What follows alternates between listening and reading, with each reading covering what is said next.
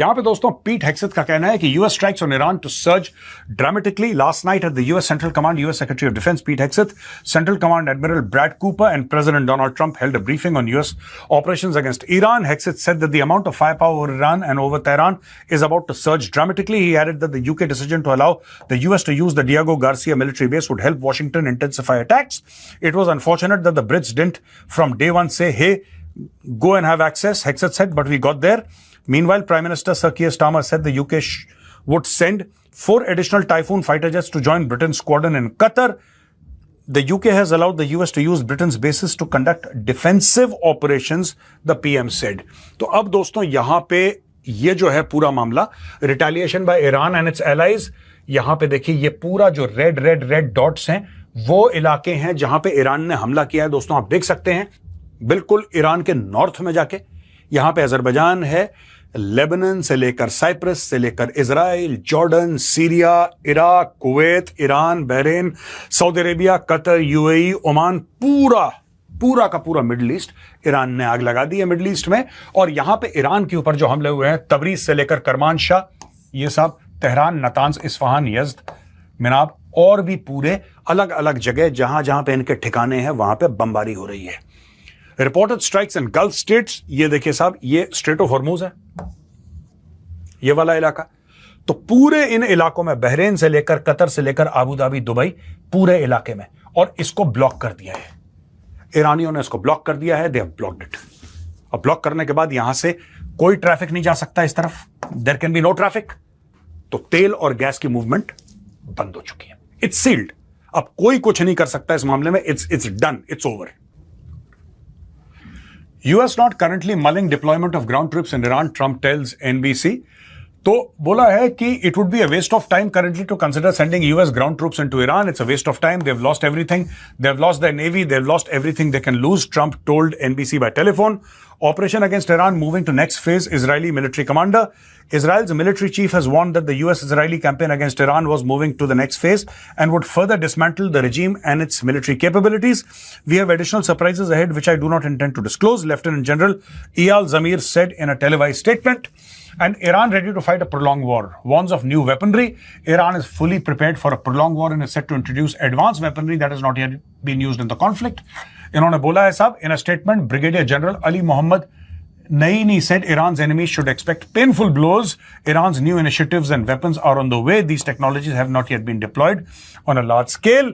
Iraqi armed group claims attacks targeting US interests. Fighters of the Islamic resistance in Iraq have carried out at least 27 operations and attacks against US interests in Iraq and in the region in the last 24 hours, the group said in a statement posted on the Telegram. अब ये दोस्तों दो चीजें हैं.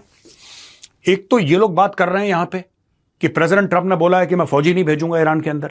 Now दोस्तों यहां पे जो इजरायली कमांडर है, जो सीनियर जनरल है, उसका ये कहना है कि नेक्स्ट कदम हम ले रहे हैं इन ऑपरेशंस में, यानी कि the pain for Iran will increase. जो दर्द हमने ईरान को दिया वो दर्द बढ़ने वाला है. यहां पे उल्टा ईरान कह रहा है कि साहब हमारे पास ऐसे नए नए हथियार हैं जो हमने अभी इस्तेमाल ही नहीं करे कभी. We have not used in this conflict. और मैं आपको बताता हूं दोस्तों, इसमें होंगे हाइपरसोनिक मिसाइल्स और इसमें होंगी एंटी शिप मिसाइल्स. मेरा अनुमान ऐसा है, आई कुड बी रॉन्ग, मेरा अनुमान ऐसा है कि हाइपरसोनिक मिसाइल्स का यूज किया जाएगा और जितने भी शिप्स जा रहे हैं उनके खिलाफ चाइनीज एंटी शिप मिसाइल्स का इस्तेमाल किया जाएगा. यह मेरा अनुमान है. और यहां पे इस्लामिक रेजिस्टेंस इन इराक, ये ऐसे कई दे हैव सच, ये जैसे हमास है, हिजबुल्लाह है, वैसे ही एक IRI भी है. तो इनको पैसा दे रखा है ईरान ने और ये ईरान के प्रॉक्सी हैं और ये यूएस के ऊपर हमला कर रहे हैं, यूएस बेसिस के ऊपर हमले कर रहे हैं इराक के अंदर. दोस्तों, we didn't ask for a ceasefire. Iran Foreign Minister Abbas Araghchi rejects US claims, says Tehran ready for US ground invasion. Speaking to NBC News in a video interview from Tehran with NBC nightly news anchor Tom Lamas, Araghchi said Iran was confident it could confront American forces if Washington launched a ground operation. Asked by Lamas whether he feared a possible US ground invasion, Araghchi said Iran was prepared. No, we are waiting for them because we are confident that we can confront them and would be a big disaster for them. We didn't ask for a ceasefire even last time. In previous time, it was Israel who asked for a ceasefire. They asked for an unconditional ceasefire after 12 days that we resisted against their aggression. There is no winner in this war. Our win is to be able to resist against, the illegal, the goals, and this is what we have done so far. तो ये बस आगे पीछे बातचीत हो रही है. ये कह रहे हैं साहब कि हमने रेसिस्ट करना है, अगर भेजना है ग्राउंड ट्रूप्स, डोनाल्ड ट्रंप फौजें भेजना चाहता है, स्वागत है, हम फौजों का स्वागत करेंगे, हम बिल्कुल तैयार हैं, हम देख लेंगे।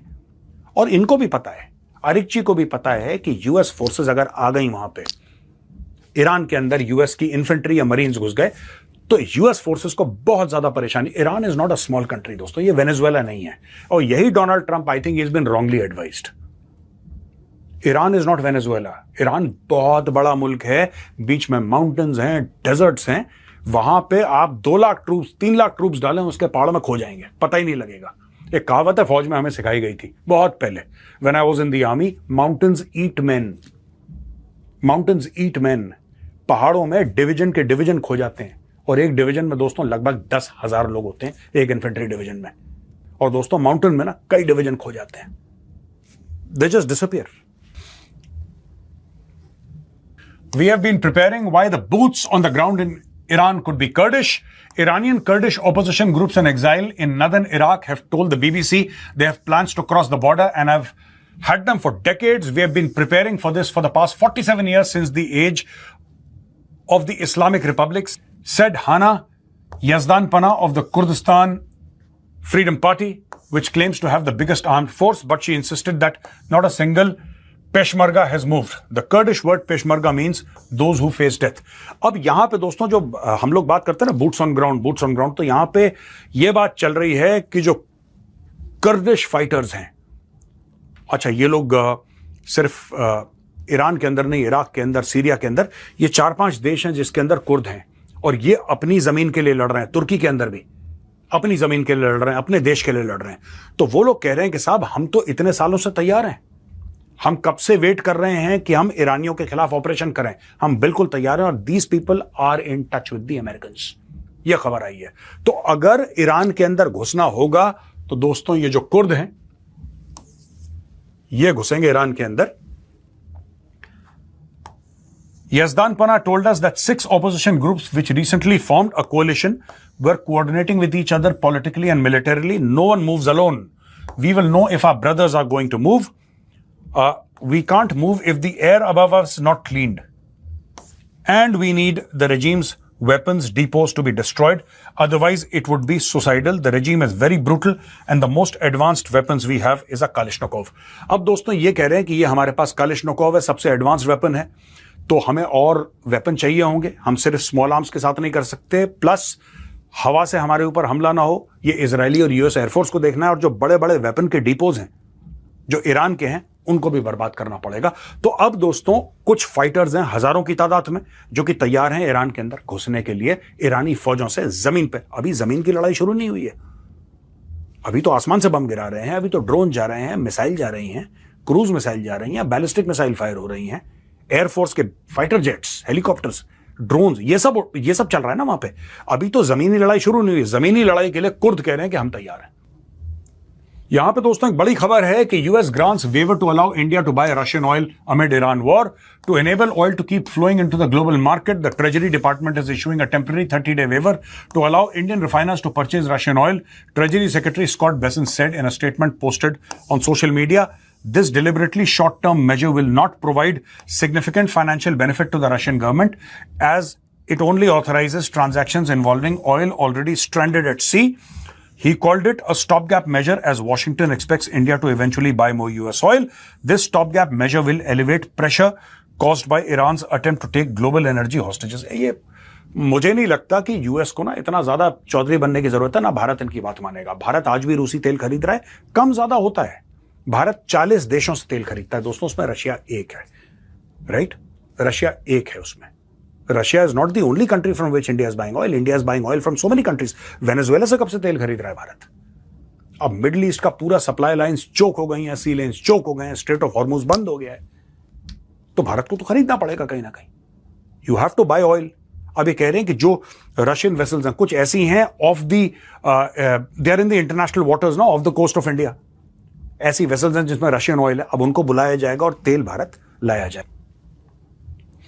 UAE eyes freeze of Iranian assets. The United Arab Emirates is considering freezing billions of dollars of Iranian assets held in Gulf state, according to the Wall Street Journal. The report said that such a move against what it described as Iran's shadow financing networks could potentially choke off Tehran's access to foreign currency. Trump urges Iranian diplomats and IRGC commanders to defect. अच्छा, दो चीजें हैं.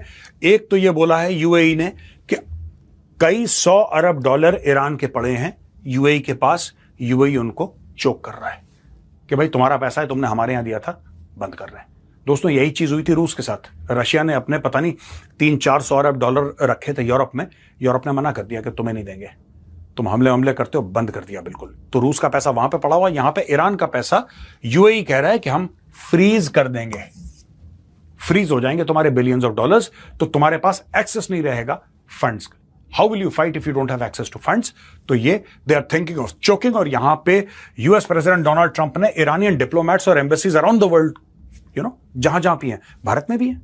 विक्रम मिश्री साहब गए थे ना register sign करने, भी वो शोक संदेश जो होता है वो लिखने के लिए कि खमेनी मारा गया है, तो उसके लिए गए थे हमारे फॉरेन सेक्रेटरी जो थे विवेक मिश्री साहब.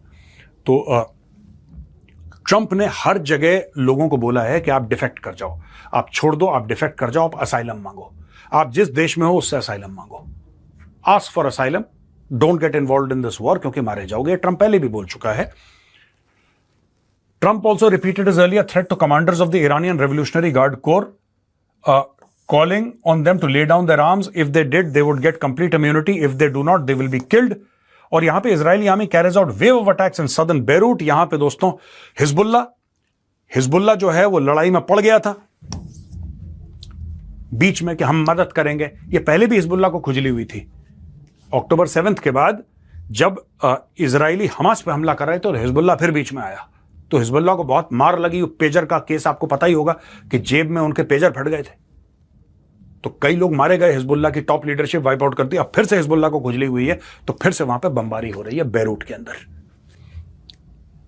अब दोस्तों, यहां पे बहुत बड़ी धमकी ईरान ने दी है. जितने भी मिडिल ईस्ट के देश हैं, मुस्लिम देश हैं, उनको एक ईरान के मेंबर ऑफ पार्लियामेंट ने बहुत बड़ी धमकी दी है कि अगर तुम ईरान के ड्रोन और मिसाइल से बचना चाहते हो, अगर तुम हमारे कहर से बचना चाहते हो, तो अपने देश से अमेरिकन को निकालो. इनके जो मिलिट्री बेसिस हैं, फौजी बेसिस हैं, बंद करो और इनको बोलो आउट. अगर तुमने ये कर दिया तो तुम बच जाओगे, वरना तुम मारे जाओगे. An Iranian lawmaker said countries hosting American troops would continue to face missile threats if US forces remain stationed there. Speaking to the state-linked Daily Tehran Times, the MP said regional leaders should ensure the removal of US military facilities if they want to avoid further attacks.